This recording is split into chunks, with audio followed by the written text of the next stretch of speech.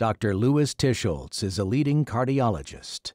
In 1977, he was a head of cardiology at Mount Sinai Hospital in New York. I got a call from Dr. Ira Weiss, who had been one of my students at Harvard, who said that the Rebbe had a heart attack.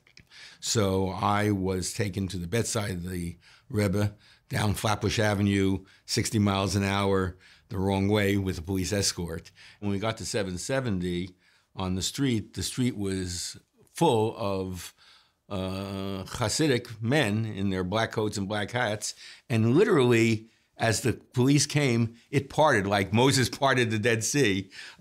It parted, and I was rushed in. Someone took off their hat and gave me a yarmulke, and I was rushed in to see the Rebbe. Interestingly enough, despite the heart attack, he was alert and full mental capacity. I reviewed all the medical data, examined him. I told him, as a physician, that he needed to go to the hospital.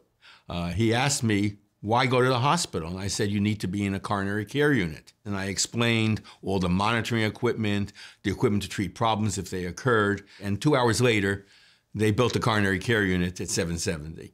And we took care of him at 770. Dr. Weiss flew in. Dr. Resnick was flown in from Hawaii. And we formed a group of physicians. And for 5 weeks, he was in 770. That was his hospital. That was his coronary care unit. And he did extremely well. And at that point, I started to have a lot of discussions with him. The Rebbe was very knowledgeable about many things, including medicine. And I learned a lot from him. And a lot of our views were the same, that you have to heal the mind as well as the body, and that the role of the physician was to heal. God gave us the right and authority to heal, but that the patient had to also participate. Perhaps the most interesting thing was our early discussions on preventive medicine.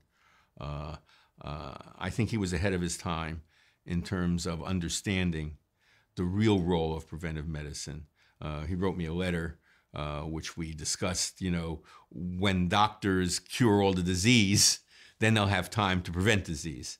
And I think that made a very important role on me, and I've always been a big believer in preventive medicine and the mind-body relationship, that you have to have the right spirit, you have to have the right attitude in order to heal. One of the most interesting discussions we had, and we had it multiple times actually, was discussion of the difference between biological age and chronological age. Chronological age being the number of years that someone's been on the earth from the day they were born to the current. Biological age was something a little more difficult.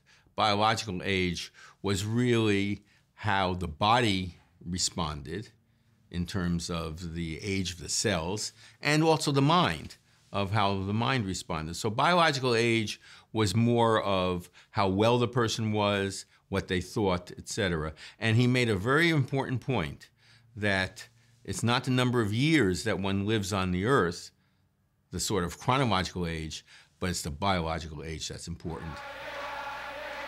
I think the Rebbe was a good example. I remember one Farbringen, I don't know if it was his 80th birthday, where I was a little, not concerned, but it was 1 or 2 o'clock in the morning, so we did initially try to restrict the time, but the Rebbe told us that he wanted to do it, and he would have these Farbringen. I went to Farbringens, and one of the most interesting things is he would see me in the audience there, and he would hold up his hand and hold his pulse and nod his head that things were fine.